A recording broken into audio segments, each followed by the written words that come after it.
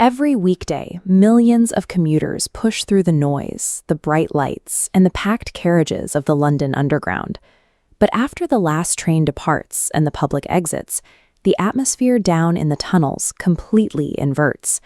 The noise drains away, leaving behind miles of pitch-black, empty corridors.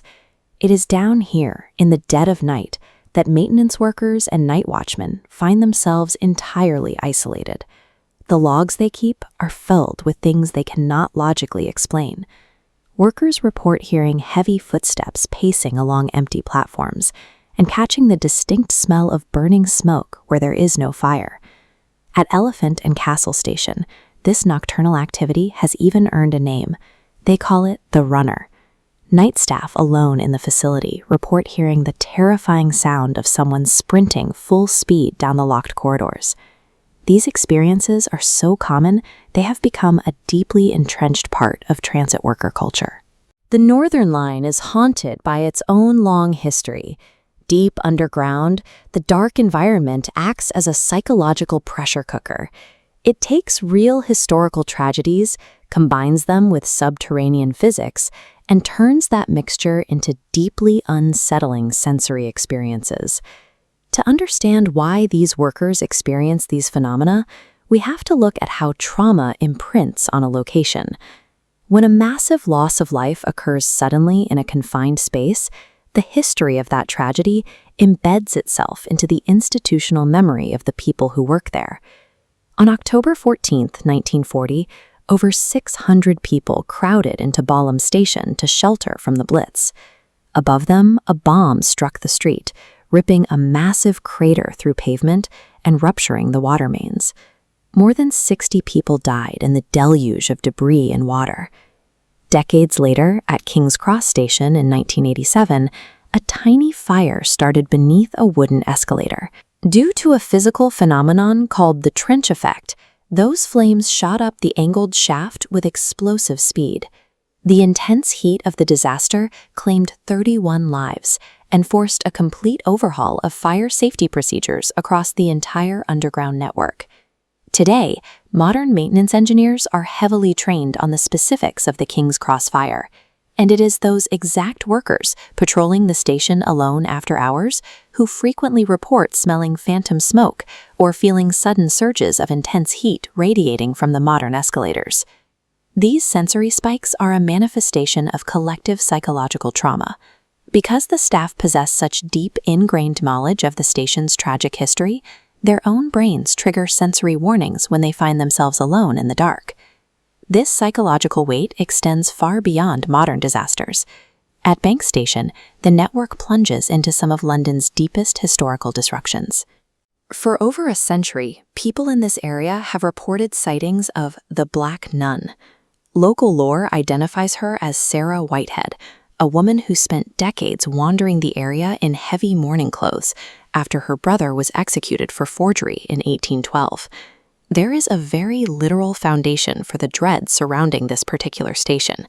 During its construction in 1900, engineers had to excavate the crypt of a local church. They systematically exhumed and relocated up to 8,000 human bodies just to clear space for the ticket hall. Modern transit workers patrolling the deepest passageways of Bank Station regularly report heavy, oppressive atmospheres and even the putrid odor of an open tomb. Carving a modern transit hub directly underneath a medieval mass grave creates a stark psychological collision. The human mind struggles to process that grim juxtaposition and ends up projecting that historical context into the shadows as phantom figures and an overwhelming sense of dread.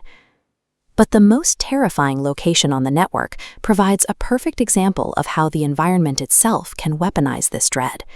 This is the Kennington Loop, a curved, pitch-black turnaround track where empty trains park, completely isolated from the passenger platforms. Drivers sitting alone in their cabs frequently report hearing the heavy intercarriage doors violently slamming open and shut.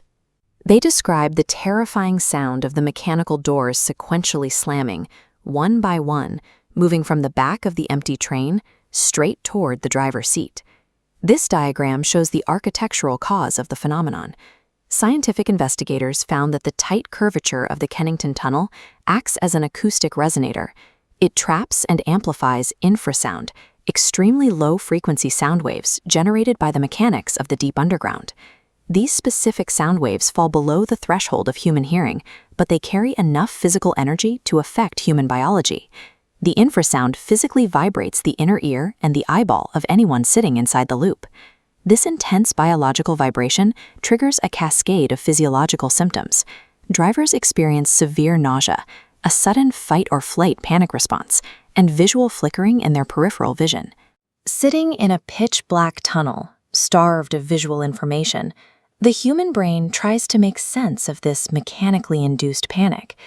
It interprets the biological dread and the visual flickering as shadowy figures moving through the train. The haunting of the Kennington Loop is completely real, but it is acoustic, not supernatural.